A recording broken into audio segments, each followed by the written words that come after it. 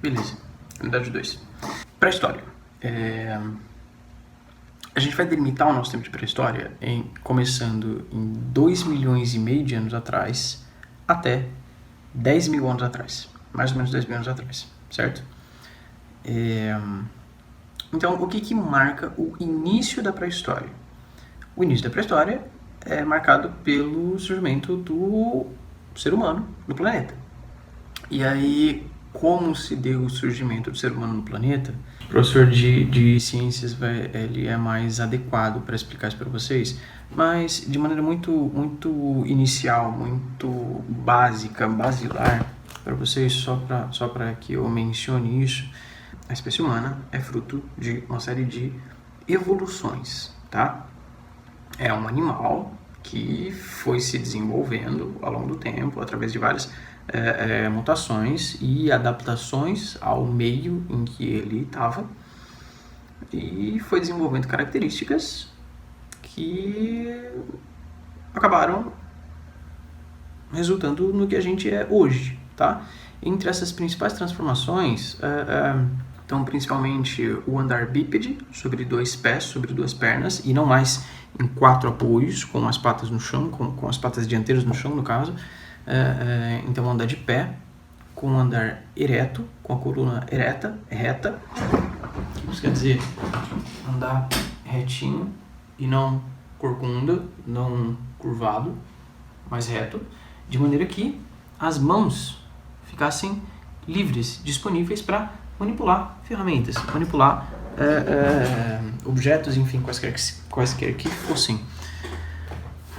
Isso é tido, ou essas características são tidas como as principais transformações que caracterizaram o surgimento da espécie humana no planeta.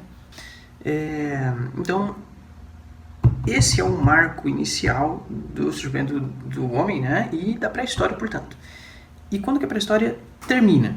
Porque a gente está falando de um período histórico, de um tempo histórico chamado de pré-história, que tem começo, tem meio, tem fim. Quer dizer, tem meio, tem várias partes, na verdade. A gente vai falar dessas partes com mais detalhe daqui a pouco. Mas o começo, então, é em 2,5 milhões de anos atrás, com o surgimento do homem, e termina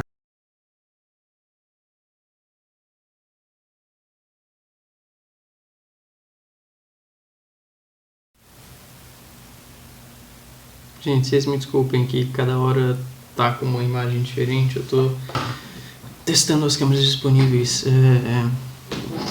Pré-história, então. Pré-história vai começar há 2,5 milhões de anos atrás e vai até 4 mil anos antes de Cristo, tá? O marco do início da pré-história é o surgimento do ser humano no mundo, e o marco do fim da pré-história é o início da escrita. O início e popularização da escrita. Inclusive, por isso mesmo que esse período é chamado de pré-história, porque quando essa denominação foi dada lá no século XIX, o pessoal da Academia Histórica acreditava que só se fazia história com documentos escritos. Então, tudo que houvesse antes da escrita não era história, é antes da história, é pré-história, portanto. E aí, então, esse período da pré-história a gente vai dividir em duas grandes partes. Uma que começa lá no começo, em 2 milhões de anos atrás, e vai até mais ou menos 10 mil anos atrás, tá? Esse primeiro grande período é chamado de de paleolítico, perdão. Aí eu vou cortar aqui, esse primeiro grande período, então, é chamado de paleolítico, ou antiga idade da pedra, ou idade da pedra lascada. Essas 3 coisas são o mesmo período, tá? São 3 nomes para o mesmo período histórico. E aí, então, a gente tem um segundo período menor do que ele, que vai de 10 mil anos atrás até mais ou menos 4 mil antes de Cristo, que é, portanto, 6 mil anos atrás, tá? Então, é muito mais curto do que o primeiro. Mesmo assim, de 10 a 6 mil anos atrás, durou 4 mil anos. É bastante tempo. Então, muito bem. Pré-história, nós temos período paleolítico e período neolítico, tá?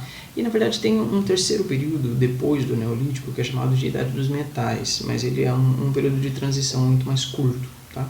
Que já vai adentrar na idade antiga, que a gente vai ver em seguida. Então, no período Paleolítico, nós tínhamos o alvorecer da raça humana, né? Como que esses primeiros humanos se comportavam? Como que eram esses agrupamentos humanos? Como que era a dinâmica da vida humana? E a gente sempre tem que ter em mente quais eram esses seres humanos que a gente está estudando, em qual espaço eles se localizavam e em que tempo a gente está falando. E aí eu vou mostrar para vocês. Eu vou mostrar um negócio para vocês que eu falei que eu sempre falei que eu ia levar e nunca levei. Até tem na escola um bacana lá para mostrar, mas enfim, cada dia aconteceu uma coisa eu nunca levei e vou mostrar para vocês agora uma coisa que eu queria ter mostrado já desde o início. Esses seres humanos surgiram pela primeira vez, esse animal que se desenvolveu, se adaptou, se transformou no meio em que ele estava, aconteceu pela primeira vez no sul da África, onde hoje é a Somália, tá? No chifre da África ali. Eu vou mostrar para vocês onde. E dali, bom, vou mostrar já, vai. Aqui, ó. Vamos ver se eu consigo mostrar para vocês direitinho.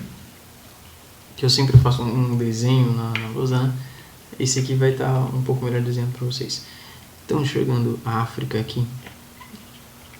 Aqui o Oriente Médio, a Índia, a China, a Rússia aqui em cima,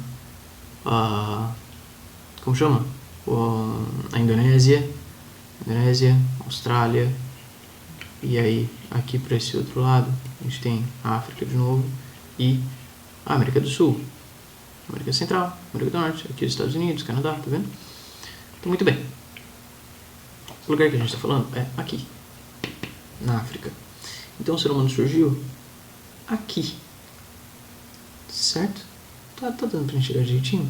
Talvez eu coloque um. E daí então, esse ser humano, que a princípio surgiu aqui, e foi se transformando e tal, e tomou o resto do continente, e aqui esteve, principalmente aqui nesse pedaço de terra, e não no restante do mundo num primeiro momento, mas aqui, durante grande parte do Paleolítico, que foi o primeiro período de sobrevivência do ser humano no planeta, tá? E aí, muito bem, como é que se davam as coisas? Nós tínhamos pequenos grupos humanos, certo? Eram grupos restritos a 25 a 40 pessoas, mais ou menos, não eram grandes grupos, o crescimento populacional era bastante lento também, era bem pequeno o crescimento populacional, até por causa da disponibilidade de alimentos, de comida. Como que era o modo de produção deles? Eles eram caçadores, coletores, nômades. O que isso quer dizer? Eles, na verdade, por um longo período da existência da humanidade na Terra, eles não foram nem caçadores, eles eram carniceiros. O que isso quer dizer? Os outros animais, os grandes predadores, que matavam animais menores, e comiam ali, se alimentavam do resto do corpo do animal e deixavam a carcaça lá, né? Então esses pequenos grupos humanos que não eram capazes de abater os grandes animais, eles se aproveitavam da carniça que restou lá, que nem os urubus e que nem outros animais menores. Então, durante muito tempo da existência do ser humano no planeta, nesse início do período paleolítico, o ser humano disputou carniça com outros animais para sobreviver. E era essa a maneira através da qual ele ingeria carne. Mas, para além disso, ele era coletor também. Ele colhia os frutos que a terra dava, dentre os quais frutas e raízes, tá? Grãos, cereais, enfim. Então, num primeiro momento, a gente vai dizer que esse ser humano do Paleolítico, ele é principalmente caçador, coletor e nômade. Nômade, o que quer dizer nômade? Que ele está sempre mudando de um lugar para outro. De que maneira? Esses pequenos grupos humanos, eles vão para um determinado... Quer dizer, eles estão num determinado lugar lá, tá, do continente, e geralmente é um bosque, um vale, uma floresta, enfim, seja lá que espaço for, e esse ser humano se aproveita, ele usufrui do que o espaço dá para ele como pronto. Ele tira da natureza o que já está lá, tá? Ele não produz nada, ele não cultiva nada, ele não cria nada. Ele tira da natureza o que já está pronto dela. os animais, tá? O que ele consegue caçar, os animais de pequeno porte, ou disputa carniça com outros animais de maior porte que já mataram um animal, enfim. Então ele caça o que ele consegue e ele tira os frutos, ele colhe da natureza, colhe as raízes, enfim, o que está ao alcance dele. E aí, num determinado momento, esse pequeno grupo, ele esgota os recursos daquele lugar que ele está. Se é um bosque e ele excedeu o limite de reposição dos frutos numa temporada, por exemplo. Esse pequeno grupo humano já tirou todos os frutos que aquele bosque podia oferecer e caçou todos os animais que tinham disponíveis. Aí então, esgotados os recursos desse lugar, ele vai se mudar para esse outro bosque aqui. Ele vai cruzar o rio para cá e vai ficar aqui. Até que ele consuma todos os recursos disponíveis nesse lugar e ele vai mudar para cá. E aí, consumindo todos os recursos que tem aqui, ele vai mudar para cá, e aí para cá, e aí para cá, e aí para cá. E aí ele pode voltar para o ponto inicial. Porque esse bosque aqui que foi liquidado a princípio, ele já se restituiu, a natureza já reestabeleceu a sua total potência de ser, enfim. E aí então, por isso eles são nômades, porque eles ficam mudando de um lugar para outro, tá? Então, grupos humanos do Paleolítico, pequenos grupos humanos de 25 a 40 pessoas mais ou menos, caçadores, coletores, nômades, tá?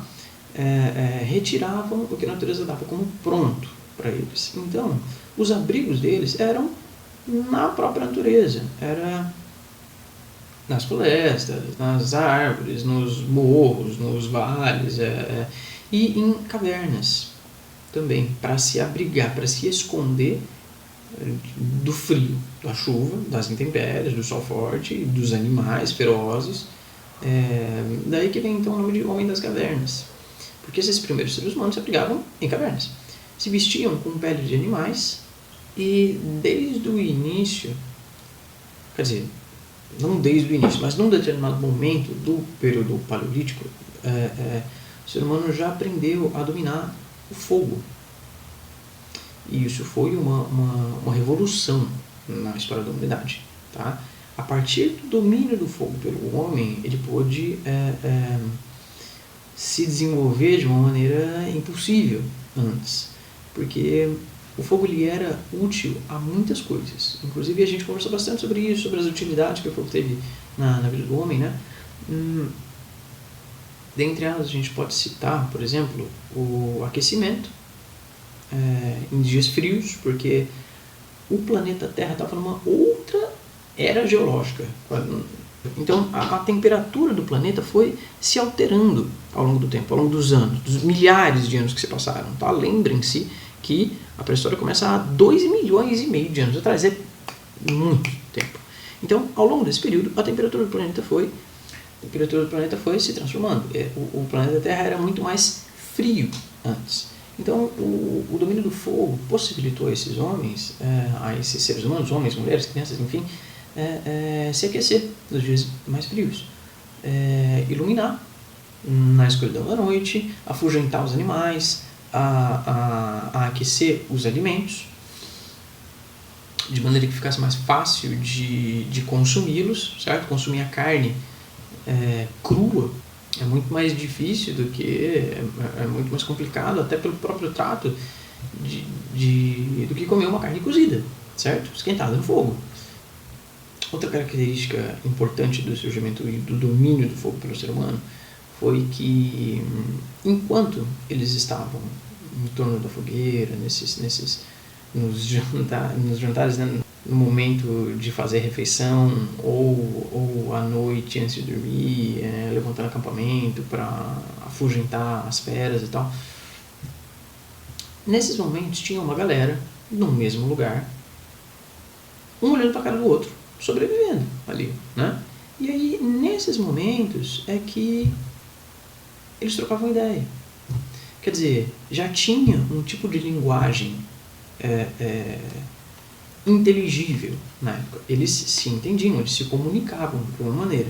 Não era uma linguagem talvez tão complexa quanto a nossa que a gente tem hoje em dia, mas eles se entendiam. Tá? Então, esses momentos em volta da fogueira foram cruciais para o desenvolvimento humano. Tá? Esses momentos de socialização em volta da fogueira.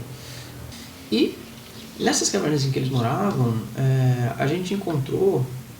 A gente, não eu, e nem nenhum de vocês, nem os seus pais, nem os seus tios, enfim, eu acho, não sei a profissão deles. Mas os historiadores, arqueólogos, encontraram pinturas, registros da existência desses seres humanos pré-históricos, primitivos, em cavernas. Nessas cavernas em que eles moravam, esses grupos humanos pequenos, pré-históricos, moravam. Eles deixaram registros da passagem deles por lá. Esses registros são fontes, inclusive, fontes materiais, fontes primárias, materiais porque palpáveis, porque a gente pode tocar nelas, porque a gente pode analisar as condições físicas, químicas, enfim. E primárias porque elas originam estudos. Muito bem, a essas pinturas a gente dá o nome de pinturas rupestres, e elas versavam sobre a vida e o universo dessas pessoas. O que estava ao alcance delas, o que elas pensavam, o que elas faziam, o que elas desejavam, o que elas ansiavam por. Muito bem. Aí então, aconteceu uma coisa, no período paleolítico ainda, uma revolução tecnológica do paleolítico, fala-se, que mudou alguma coisa. E esses seres humanos, eles adquiriram uma capacidade cognosciva, de raciocinar, de inteligência, que possibilitou que eles partissem para outros lugares, fizessem outras descobertas, outras empreitadas, saíssem então do continente africano e tomassem outros continentes, outros lugares do planeta, tá? Eu acho que eu vou, se eu conseguir botar o mapa aqui, eu vou botar e apontar direitinho as coisas, mas se não, já fica aqui. Acho que é mais fácil mostrar no mapa do que no globo.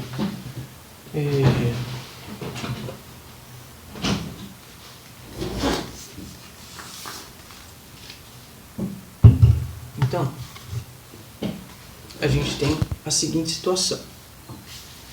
Esse ser humano estava até então aqui, certo? No continente africano. Só para vocês localizarem então, aqui a América do Sul, o Brasil, a América Central, a América do Norte, Estados Unidos, Canadá, o Alasca aqui em cima, aqui a África, o Oriente Médio, a Índia, a China, a Rússia, a Europa está aqui, a Austrália, a Oceania, tá? O Japão aqui do lado. Então, por muito tempo, por muitos e muitos anos, o ser humano esteve restrito a esse pedaço de terra, certo? Na África. Até que aconteceu essa revolução do Paleolítico, ele pôde sair daqui e tomar outros lugares. Toda aula eu desenho isso na lousa, né? Então vocês já devem estar a par desse assunto. Então, saiu daqui, veio pra cá, até aqui é muito fácil de compreender, porque tem passagem por terra em tudo isso aqui, certo? Dá pra passar em seco, dá pra passar andando nesses lugares. É claro que não é um passeio de família que você vai fazer em uma semana e vai sair daqui e vai chegar aqui no norte da Rússia. Não. Essa coisa que levam gerações, tá? São viagens de vidas inteiras. E isso era mais ou menos plausível justamente porque eles eram nômades, eles estavam sempre saindo de um lugar e indo para outro. Já conversamos sobre isso em sala. Já conversamos sobre tudo isso em sala, é uma revisão. Mas, então, a dificuldade é em explicar como foi que o ser humano surgiu aqui e chegou aqui. Porque, percebam, essa parte do mundo está desligada dessa parte do mundo, por terra pelo menos. Tem um oceano aqui no meio e outro do outro lado, certo? É mais fácil de enxergar, e aí aqui que eu prefiro usar o globo, porque, vejam, aqui é a África, certo? Entre a África e as Américas tem um oceano no meio. E do outro lado também, um oceano ainda maior. Vejam, aqui a Ásia, tá? A Rússia, a China e tal. E aí, desse lado aqui, é só água até chegar na América. Então, como que a galera saiu daqui e veio parar aqui? Ou saiu daqui e veio parar aqui, enfim. E aí tem algumas teorias divergentes, diferentes. A inicialmente mais aceita diz que esse pessoal passou pelo Estreito de Bering, que fica aqui no extremo leste da Rússia, e chegou aqui pela América do Norte. Então passou pelo chamado Estreito de Bering, numa época em que fez-se uma ponte em terra, porque o nível da água era mais baixo, o nível do oceano era mais baixo, por causa da mudança de temperatura do planeta. E aí eu vou usar o globo de novo.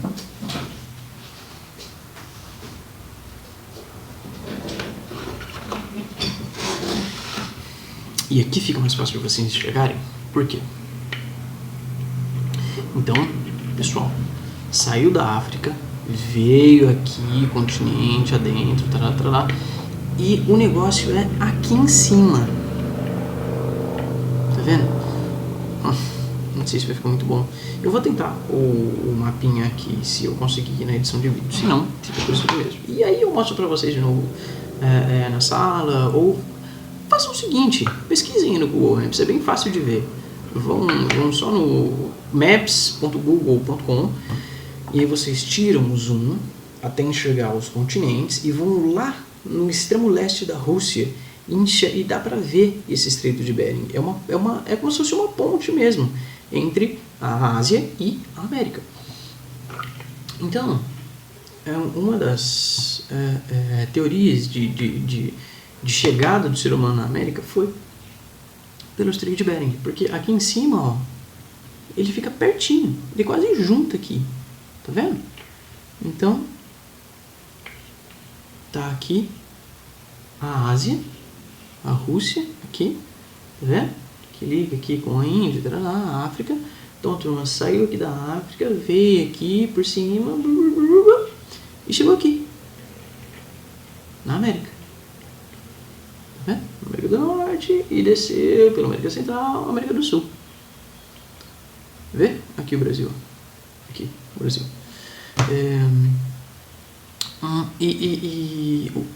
O que prova isso? Como que a gente sabe isso? Como que a gente imagina isso? Só porque viu o mapa e é o único caminho pelo qual eles podem ter passado, porque tinha terra, porque... Não só, tá? A gente não faz essas suposições, a gente não tenta adivinhar o que aconteceu. A gente parte de fontes, certo? Fontes, materiais, enfim. E as fontes que a gente encontrou para tirar essa conclusão são registros arqueológicos. Aqui, onde hoje é o México, na América do Norte, perto aqui dos Estados Unidos. É a teoria do Clovis I, porque ficava na cidade de Clovis, essa descoberta. E aí então chegaram à conclusão de que a galera passou por aqui, e aí foi descendo. Mas tem outras teorias que dizem que, como o nível do mar era muito mais baixo na época, esse ser humano pode ter saído daqui, das costas atlânticas da África, e veio para cá, por aqui, pelo oceano, navegando. Ou, em sentido contrário, saiu aqui das Filipinas, aqui da Indonésia, e passou pelo Pacífico, por tudo isso aqui, até chegar aqui nas costas do Peru, do Chile, na América do Sul. Percebe? Tudo isso com fontes arqueológicas e tal. Então, essas são algumas das propostas, das suposições de como o ser humano se espalhou pelo planeta. Se ficar alguma dúvida, alguma questão em relação a isso, dê uma olhada no Google Maps. Ele é absolutamente elucidativo, é muito fácil de enxergar essas coisas nele. Quer dizer, sabendo disso, né? E aí, se ficar muito difícil ainda, em sala de aula a gente conversa de novo sobre isso, porque esse eu acho que é um assunto particularmente muito, muito bacana, muito interessante. Então, isso nos leva, na verdade, a gente ainda está na segunda unidade, mas isso nos leva à nossa quarta unidade, que é o que a gente vai conversar agora, porque Bom, a gente volta para ela depois. Então a gente estava no Paleolítico, certo? E tudo isso ainda dentro